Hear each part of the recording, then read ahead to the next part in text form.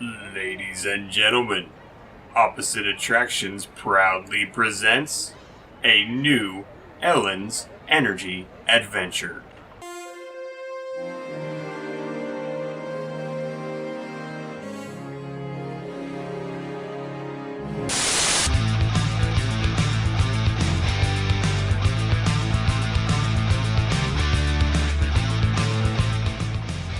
Welcome to Opposite Attractions, the show about theme park design that is technically possible. I am your host for this evening, Scottye Moore, joined as always by contestant number one, Stupid Jim.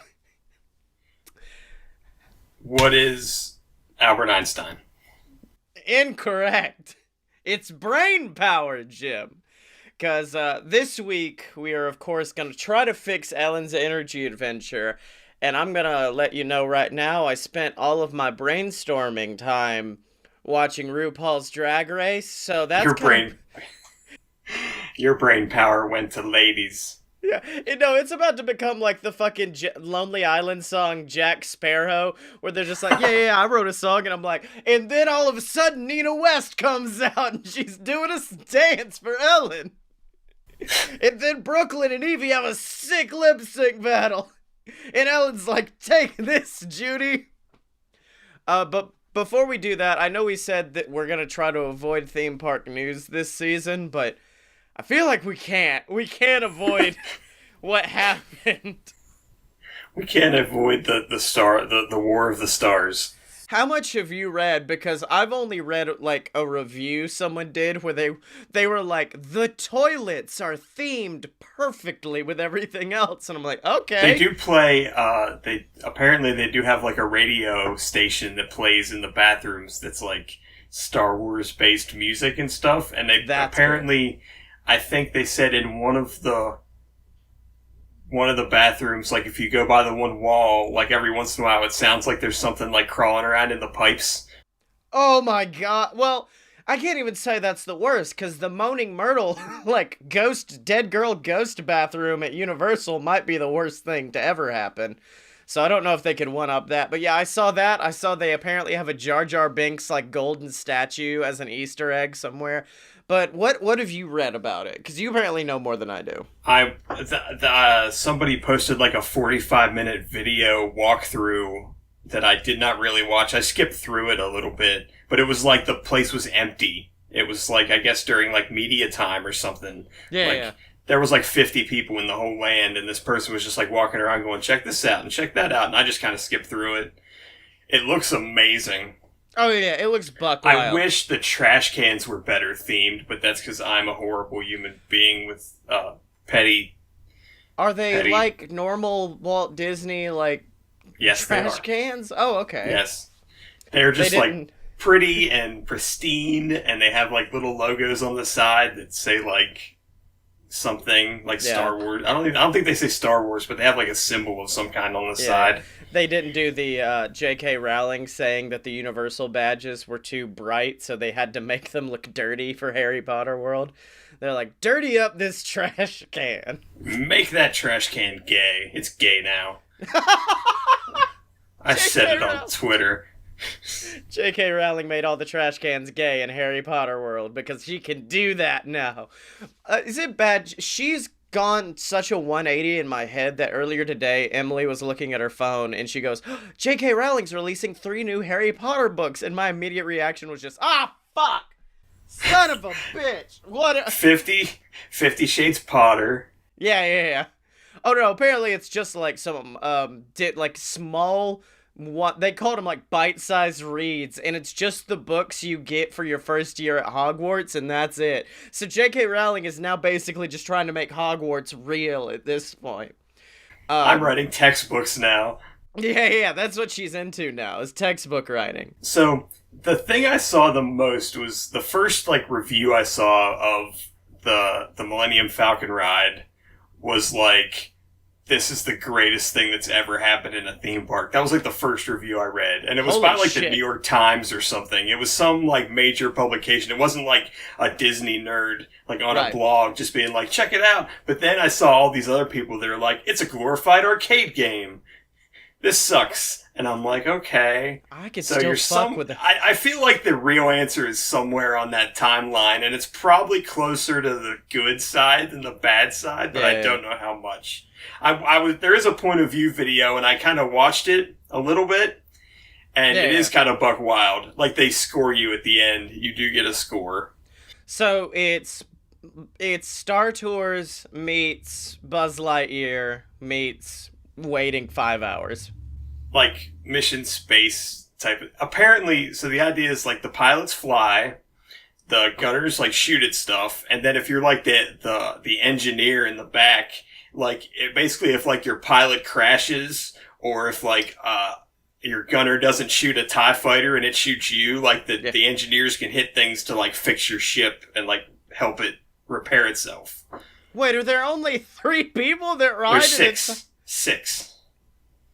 Is it just one, or is it like Pandora? It's two of each position. Okay, I'm now going towards the bad people, because like if only 6 people can ride it at a time. Yeah, but I think there's like at least 4 or 8 like theaters running at a time. Oh, okay, that was what I was asking. Is I think there's like a lot of. I think they use some kind of trickery to like.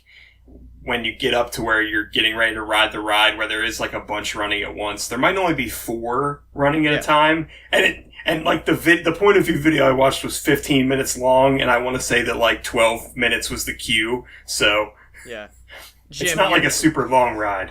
We're never riding this ride. I'm just gonna put that. This is never happening, I don't think.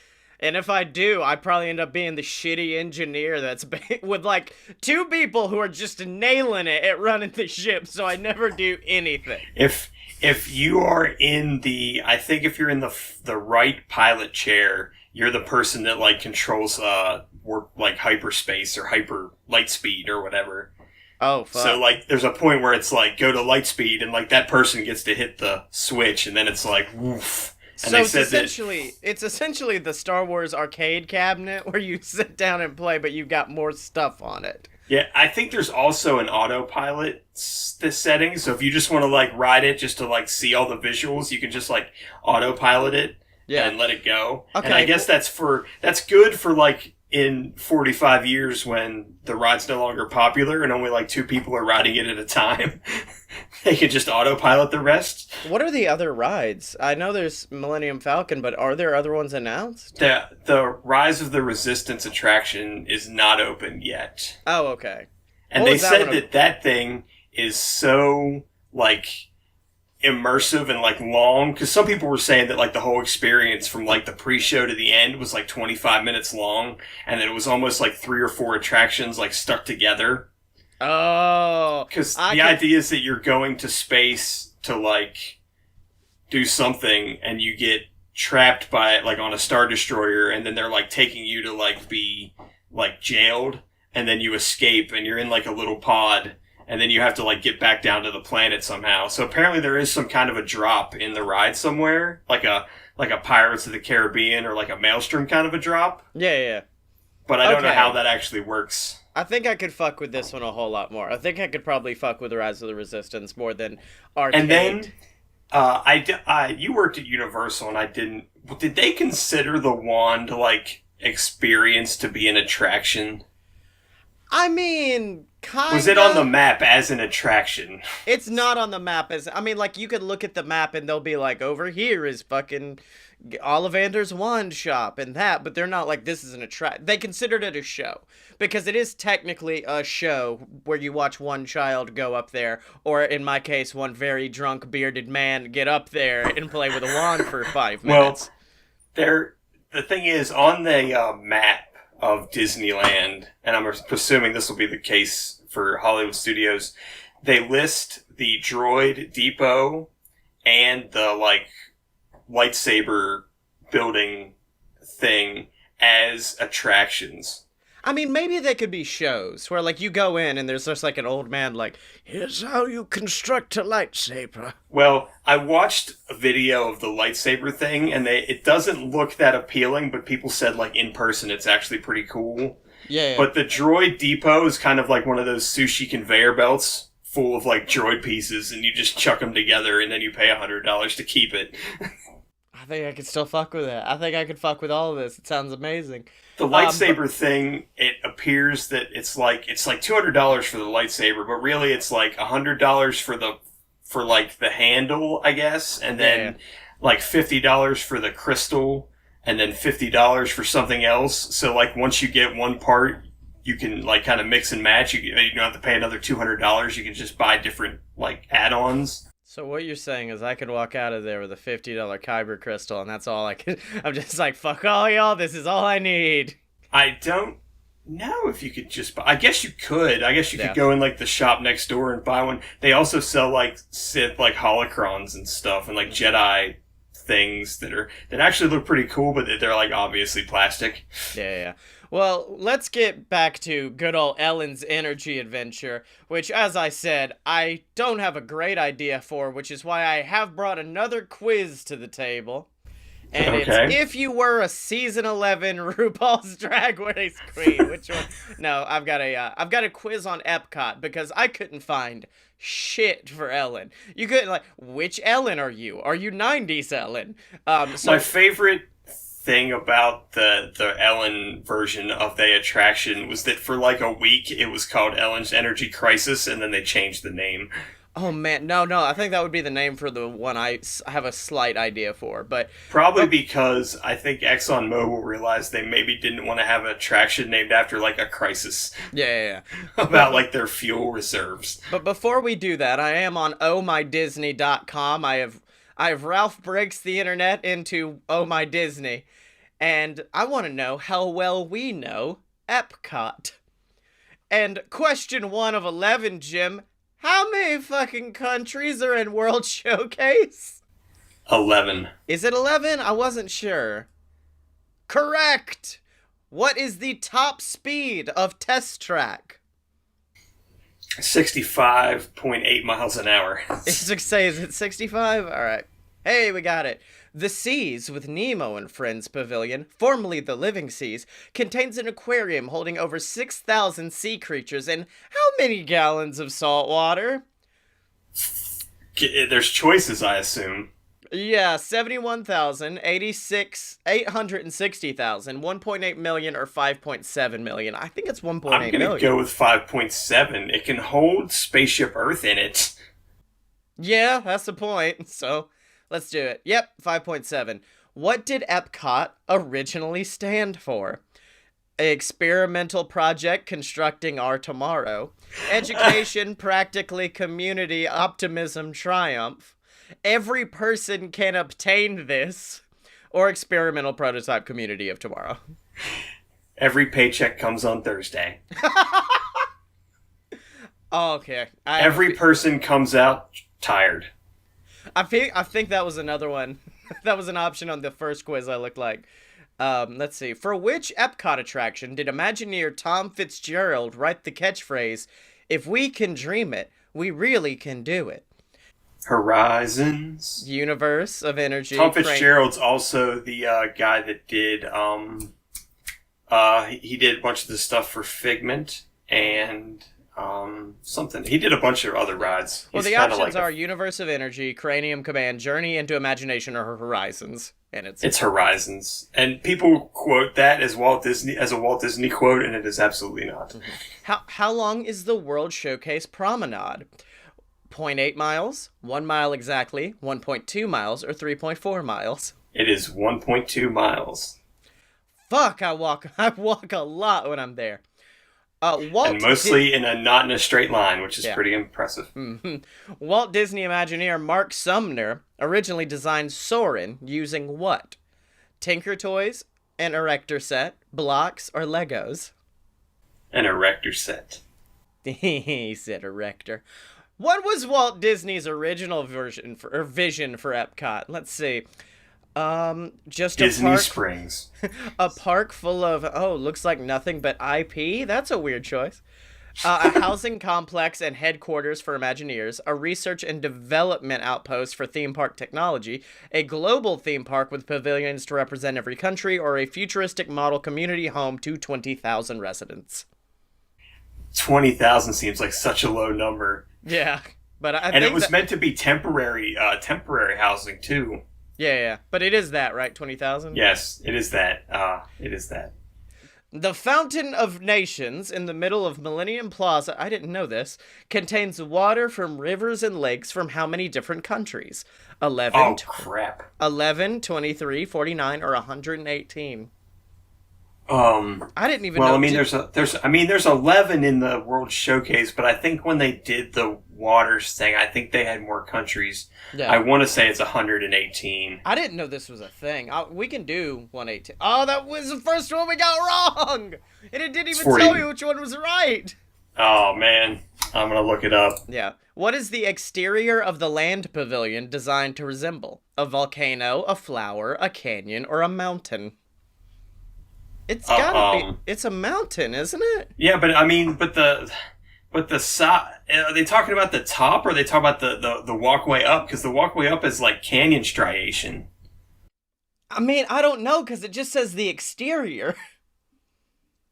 And you're right, it does look like a canyon. It's meant to be like a canyon. I'm gonna say canyon, and we'll see. Nope, we got that one wrong too. We're really fucking it now. It's probably a mountain then. It's 29 water 29? sources. Okay. Each country in World Showcase has a sponsor. Which country is sponsored by the government of the real country it represents? Morocco. Is it Morocco? Oh shit, I didn't know this one either. I'm learning so Yeah, the much. king of Morocco sent his own people to help build the buildings. And we got 9 out of 11 correct because we're dinguses. So we apparently know a shit ton about Epcot. The land is actually the biggest Epcot pavilion. Yeah, that tracks. That tracks a lot. I don't know if that counts Soarin' or not, because that's a very, very large building. But I think even without Soarin', I think it is very large because of all the greenery. Yeah. But Jim, it's now time for us to fix my favorite drunk ride of all time, which is, of course, Ellen's Energy Adventure. And like I teased last week, I did start writing a rap that was essentially becoming a diss track against Stupid Judy at one point. And I was like, I can't let this become the rap season. And my idea is not that well fleshed out, but it is kind of Ellen's energy crisis. And I don't know how we would pull it off, but I almost kind of... She's out of Red Bull. Yes. No. I almost like it having this slow-moving spaceship Earth kind of vibe, except as you look around, it's some real Mad Max bullshit, because the world is out of energy. So you're seeing old TV production things fall down, and you're going through it, and it's really, really slow. And then all of a sudden, it pulls up next to you on a big Mad Max vehicle. It's fucking Ellen DeGeneres and Bill Nye the Science Guy in this hell mask. And Ellen looks over and she's just like, well, hey, friends, we're gonna ride on the Spire at midnight. Would you like to join us? Ellen, these guys can't cut it. And then that's Bill Nye being a dick to you. And that's when you look forward and you see the Spire, which is just this massive, thing in the distance. And so for the next part, it's very much kind of Fast and the Furious Supercharged, where you're going through the desert on Ellen's fucking murder bike, rushing through, trying to find, the new source of energy for the world. And you're rushing, and there are different bikes that come up and attack you, and so you're jostling back and forth, and then finally you get up to the Spire, shoot up into the sky, and then you land in the middle of the top of the Spire in Ellen's murder bike. And Ellen and Bill Nye get out, and she's just like, it's over! Give us the energy! We all need it! That's Bill Nye. And then a voice just calls out, and she goes, no. All of the energy is mine. Because, Ellen, you taught me something very important long ago. And that's the most important power of all, is brain power. And then the chair turns around, and who is it but stupid fucking Judy, that piece of shit. And she's And Beekman from Beekman's World. and also Beekman, who's her new sidekick. And you look around, and like they were like all of our when Ellen introduces herself and Bill, she explains that like a lot of their posse has been claimed in recent weeks by the Spire, which is what we call like this overarching energy sucking thing. And then as stupid Judy reveals herself, you look around and you see think tanks. But they're real tanks with people on them, and they're turning into human. Fuck, I just realized I made the Matrix. Basically, stupid Judy has turned people into living batteries that she's using to power the Spire and power all of her surveillance, and she's taking over the world. And then you see Ellen and Bill Nye get sucked up, and then all of a sudden, stupid Judy's chair turns into a mech suit that gets bigger and bigger and bigger, and you race down the Spire as the fucking mech suit's coming after you, chasing after you. You can see like cages on both shoulders that have Ellen and Bill Nye. You turn around, and then you have to go and battle off trying to save Ellen and Bill Nye. You knock the robot backwards. It falls onto the Spire, goes through its stomach. Stupid Judy falls out. And then, like, Bill Nye steps on her neck and is like, your time's over. The energy's for everyone, but not like this. And that's when Bill Nye uses the sides of the Spire as solar panels. And he uses the solar panels to collect energy. And he's like, this is just as efficient and requires a lot less human batteries. And you see energy go across the land. Everything starts to get better and better. And Bill Nye turns. He's like, you know what, kid? You're all right. Thanks. And then he high-fives you. And then that's the end of Ellen's energy crisis. The Mad Max Fury Road Ellen ride. Which my favorite thing about this would be watching Ellen try to like promote it on her show. Oh yeah. Well, see, I thought about like dancing and like bringing like soccer moms on the stage and being like, "You want to have us cut your arm off to be more like the ride?" See, with me, I thought about like a logical sequel, and I'm like, there's no way to turn it into a ride because the ride itself isn't a ride. It's a movie that lets you go look at dinosaurs at one point. That's it. So I was like, well, it would be really cool to do like, if I did write my rap, it was essentially going to be like, Ellen, it's the same situation. I was trying to think of something other than Jeopardy to put them in, but like stupid Judy's still there. That whole situation happens. Bill Nye's there, but you just update it to where it's no longer being like, petroleum's an excellent form of energy. And so Bill Nye essentially swears at you for a while, convincing you try to use efficient forms of energy, and then like at the end, Ellen once again shits all over stupid Judy, and then the Lonely Island writes like the rap.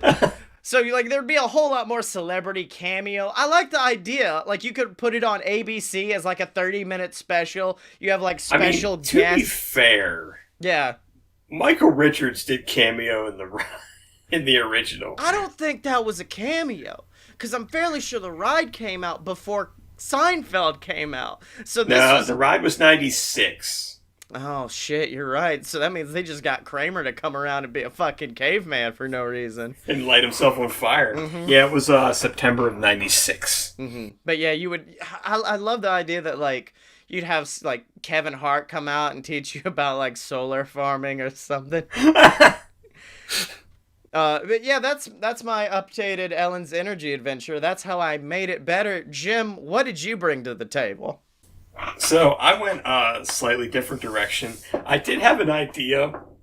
If it wasn't for the fact that we were kind of stuck with the kind of energy adventure sort of remake thing, I thought it would be funny to do this would have to fit like at like Hollywood Studios or somewhere, but it'd be funny to do like how they used to have the animation academies sort of thing with like they had the one that had like Robin Williams and Walter Cronkite or whatever in it, and then they had the one with Mushu. If it was like that, but it was showing you how animatronics were made because she didn't like how her animatronic looked after. Oh shit, that's good. So I it'd thought be you were like gonna it would say, be an educational thing about animatronics, and I thought it was think gonna that would be, be like. I thought it was gonna be Teach Me How to Dance with Ellen DeGeneres, and an animatronic Ellen comes out and starts dancing, and then Donald Glover comes in and teaches her how to dance, because that boy can move. I did decide on something slightly different. This would be a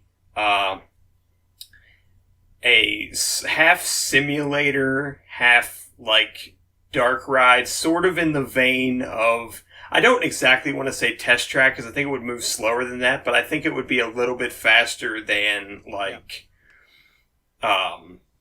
Spaceship Earth. So it might be like a People Mover's speed, maybe a little like maybe a little faster than the People Mover. Yeah. But the idea would be that you would go into the this room and you would sit in the little like motion theater. You wouldn't really know it's a motion simulator, but you'd be sitting there and you'd have this little pre-show that would be like Ellen on her show that would be telling you that she was going to run this like zany ass obstacle course. Yeah.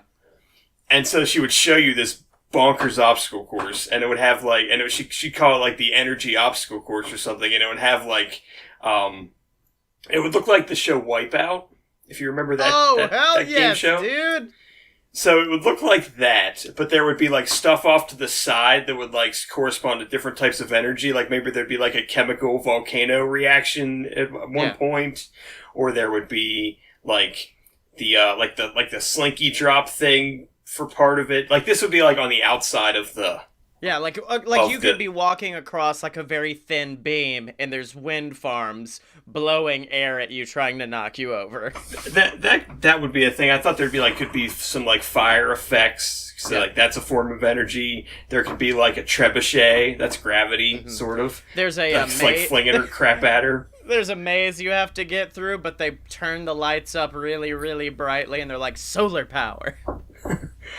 For solar, I had an idea for that, but it's so fucking dumb that Jim, I just said you would blind them in a maze. So. No, the idea is that for her to like time herself going through the obstacle course, she would take her cell phone and like plug it into the wall, and it would be like a little solar battery there, and she'd have it plugged in. Oh, okay. And then you would watch her. So in the this pre-show sort of sit down thing, you would watch her do the obstacle course, and it would be like super perfect.